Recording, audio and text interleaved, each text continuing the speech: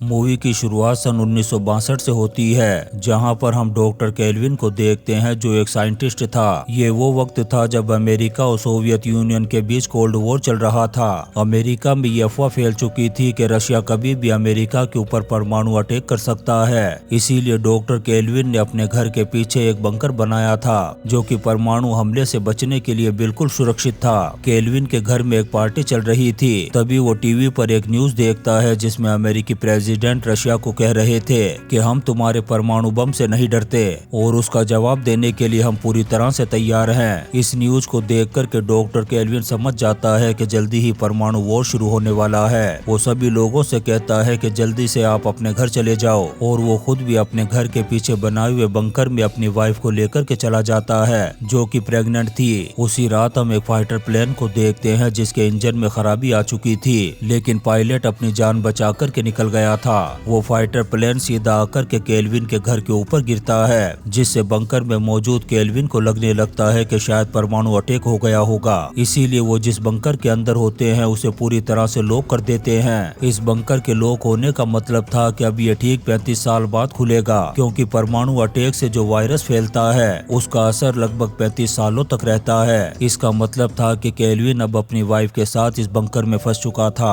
और अब ये लोग 35 साल तक इस बंकर से बाहर नहीं निकल पाएंगे। वहीं केल्विन के पड़ोसियों को लगने लगता है कि फाइटर क्रैश होने की वजह से वो दोनों हस्बैंड वाइफ मारे गए होंगे, इसीलिए उनके घर को ऐसे ही छोड़ दिया जाता है। वहीं बंकर में हम केल्विन और उसकी वाइफ को देखते हैं। दरअसल केल्विन एक साइंटिस्ट था और उसने इस बंकर में 35 सालों तक खाने और पीने का सारा इंतजाम पहले ही कर रखा था। फिर कुछ दिनों बाद केल्विन की वाइफ एक बेटे को जन्म देती है। ये दोनों हस्बैंड वाइफ उसे देख कर के बहुत खुश होते हैं। केल्विन अपनी वाइफ से कहता है कि हमारा बेटा मानव जाति को आगे बढ़ाएगा। दरअसल उन्हें ऐसा लग रहा था कि परमाणु हमले की वजह से ऊपर सारे इंसानों का खात्मा हो चुका होगा, लेकिन इनको सच्चाई का बिल्कुल भी पता नहीं था कि वो परमाणु अटैक नहीं बल्कि इनके घर पर फाइटर क्रैश हुआ था। धीरे धीरे वक्त गुजरता है और इनका बेटा भी बड़ा हो चुका था। बंकर में इन्होंने पौधे भी उगाए थे, साथ ही एक बहुत बड़ा फिश टैंक भी था जिसमें से ये मछलियों को पकड़ कर के खाते थे। अब इसी तरह से ये इस बंकर में सरवाइव कर रहे थे। यहाँ पर ये अपने बेटे को पॉलिटिक्स के साथ डांसिंग और बॉक्सिंग भी सिखाते हैं ताकि जब ये बाहर जाए तो सब कुछ सीखा हुआ हो। बंकर के अंदर इनकी जिंदगी बहुत ही शानदार तरीके से गुजर रही थी। वहीं हम इनके बंकर के ऊपर देखते हैं जहाँ पर इनका घर था, वहाँ पर अब एक बार बन चुका है। ऐसे ही वक्त गुजरता जाता है और 33 साल गुजर जाते हैं। अब सिर्फ 2 साल बचे थे, इसके बाद ये इस बंकर से बाहर निकल जाएंगे। ऐसे ही 2 साल और बीत जाते हैं और वो वक्त आ जाता है जब ये बंकर से बाहर निकलने वाले थे। जैसे ही वक्त पूरा होता है बंकर के दरवाजे अपने आप ही खुल जाते हैं। दरअसल ये 35 साल के लिए ऑटो लॉक हो चुके थे। केल्विन अपनी वाइफ से कहता है कि मैं रात को बाहर जाकर के देखूंगा कि बाहर का माहौल कैसा है। फिर जब रात होती है तो वो अपना येलो कलर का सूट पहन लेता है जो उसने रेडिएशन से बचने के लिए बनाया था। इसके बाद जब वो लिफ्ट से ऊपर जाने लगता है तो जमीन थरथराने लगती है। ऊपर एक बेघर इंसान था। जब वो जमीन को हिलता हुआ देखता है तो उसे लगने लगता है कि शायद कोई भूकंप आ गया होगा।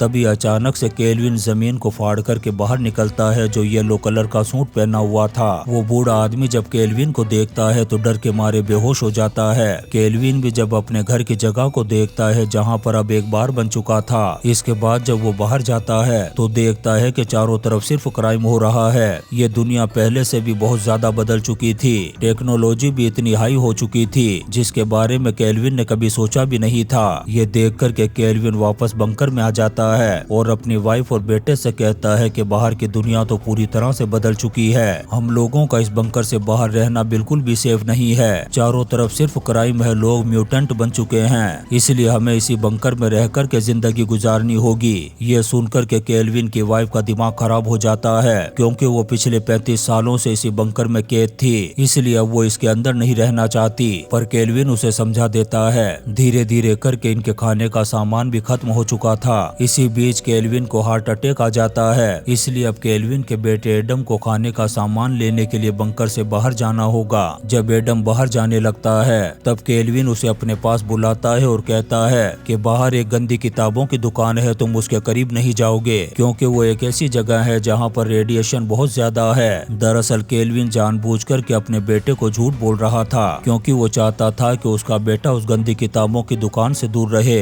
अब एडम पहली बार बंकर से बाहर निकलता है तो वहाँ पर वही बूढ़ा आदमी बैठा हुआ था जिसने केल्विन को देखा था। जब वो एडम को देखता है तो एक बार फिर से बेहोश हो जाता है। जब एडम पहली बार खुले आसमान को देखता है तो उसे बहुत अच्छा लगता है। इसके बाद वो उस स्टोर को ढूंढने लगता है जहाँ से वो अपने घर के लिए खाने का सामान ले जा सके। ऐसे ही ढूंढते हुए वो उसी गंदी किताबों की दुकान के पास पहुँच जाता है जिसके करीब जाने से केल्विन ने उसे मना किया था। एडम उस जगह पहुँच करके जोर जोर से शोर मचाना शुरू कर देता है जिससे वहाँ पर मौजूद लोग इधर उधर भागना शुरू कर देते हैं। इसके बाद वो एक बस में बैठता है और स्टोर की तरफ निकल पड़ता है। यहाँ पर भी वो 1960 की बातें कर रहा था। सब उसे अजीब नजरों से देख रहे थे। किसी को भी उसकी बातें समझ में नहीं आ रही थी। ऐसे ही वो सुपरमार्केट में पहुँच जाता है। यहाँ पर जब वो सामान ले रहा था तो सेल्समैन उसे कहता है कि अगर आपका सामान ज्यादा है तो मैं आपके घर पर डिलीवरी कर दूंगा। यहाँ पर एडम को एहसास होता है कि वो इतनी दूर आ तो गया लेकिन अब घर वापस कैसे जाएगा। दरअसल उसे अपने बंकर तक जाने का रास्ता ही मालूम नहीं था। इसका मतलब था कि अब वो इस शहर में खो चुका है। चारों तरफ घूम करके उस बार को ढूंढता है जिसके नीचे उसका बंकर था। उसके पैसे भी अब खत्म हो चुके थे। उसके पास उसके पिता के बहुत पुराने बेसबॉल के कार्ड्स थे जो उसे केल्विन ने दिए थे। जब वो उन कार्ड्स को बेचने के लिए एक शॉप पर जाता है तब शॉप ओनर उस कार्ड्स की कीमत $500 बताता है। तभी यहाँ पर ईव नाम की एक खूबसूरत लड़की आती है। वो कार्ड को देख करके एडम से कहती है कि तुम्हारे कार्ड्स की कीमत $500 नहीं बल्कि एक एक कार्ड्स की कीमत $6000 है। दरअसल ये लड़की यहीं पर जॉब करती थी। वो यहाँ से अपनी जॉब छोड़ करके एडम के साथ निकल पड़ती है। एडम उसे एक होटल के बारे में बताते हुए कहता है कि क्या तुम मुझे वहाँ तक छोड़ दोगी और इसके बदले में मैं तुम्हें 2 कार्ड्स दूंगा। ईव उसे होटल तक छोड़ देती है जिसके बदले में वो उसे 2 कार्ड्स दे देता है। इसके बाद वो वहाँ से चली जाती है लेकिन अगले ही दिन वो वापस एडम के पास आती है क्योंकि उसे लग रहा था कि एडम बहुत ज्यादा शरीफ है और उसने उससे कार्ड लेकर के अच्छा नहीं किया। यहाँ पर वो उसे उसके कार्ड्स वापस दे देती है। फिर एडम उसे कहता है कि क्या तुम शॉपिंग करने में मेरी मदद कर सकती हो। दरअसल एडम को 2 साल तक खाने का सामान खरीदना था ताकि उसे 2 साल तक बंकर से बाहर ना आना पड़े। वो ईव से कहता है कि अगर इस काम में तुम मेरी मदद करोगी तो मैं तुम्हें हर हफ्ते $1000 दूंगा। ईवा भी फौरन उसकी बात को मान लेती है। यहाँ पर एडम उसे ये भी कहता है कि मुझे शादी के लिए एक लड़की चाहिए लेकिन शर्त यह है कि वो कैलिफोर्निया की होनी चाहिए क्योंकि उसकी मॉम ने बताया था कि सिर्फ कैलिफोर्निया के लोग ही म्यूटेंट होने से बचे हुए हैं। ईवा एडम की मुलाकात अपने एक गे फ्रेंड से करवाती है ताकि वो एडम का पूरी तरह से मेकओवर कर दे। इसके बाद ईवा उसे नई नई चीजें दिखाती है। एडम पहली बार समंदर देखने के साथ लाइव बेसबॉल के मैच को भी देखता है। साथ ही एडम पहली बार बारिश को भी बरसते हुए देखता है। यहाँ पर एडम ईवा से कहता है कि क्या तुम मुझसे फ्रेंडशिप करोगी। ईवा हाँ कह देती है। एडम उसे जोर से पकड़ करके गले से लगा लेता है। दरअसल एडम को नहीं पता था कि लोगों से किस तरह से मिलना चाहिए। इसके बाद ईवा और उसका दोस्त उसे एक क्लब में ले जाते हैं ताकि उसे कोई लड़की मिल जाए। वहाँ पर एडम की मुलाकात एक फ्रेंच लड़की से होती है लेकिन ईवा को ये सब कुछ देख करके बिल्कुल भी अच्छा नहीं लगता। वो उसे पकड़ करके दूसरी जगह ले जाती है। यहाँ पर म्यूजिक बज रहा होता है तब एडम डांस करने लगता है क्योंकि उसने बंकर में डांस सीख लिया था। यहाँ पर बहुत सारी लड़कियां थी जो उसके करीब आने की कोशिश करती है लेकिन ईवा को ये देख करके बिल्कुल भी अच्छा नहीं लग रहा था। यहाँ पर ईवा का एक्स बॉयफ्रेंड भी आ जाता है। फिर जब ईवा उससे बात कर रही होती है तभी एडम भी आ जाता है। इन दोनों के बीच में बहस हो जाती है। ईवा का एक्स बॉयफ्रेंड उसे पंच मारने की कोशिश करता है लेकिन एडम को केल्विन ने बंकर में ही बॉक्सिंग सिखा दी थी। वो यहाँ पर ईवा के एक्स बॉयफ्रेंड की धुलाई कर देता है। इसके बाद ईवा एडम को अपने दोस्त के साथ छोड़कर के घर आ गई थी। कुछ ही देर बाद उसका दोस्त भी एडम को अकेला ही पार्टी में छोड़कर के आ जाता है। ईवा उसे लेने के लिए जाने लगती है लेकिन तब तक एडम आ चुका था।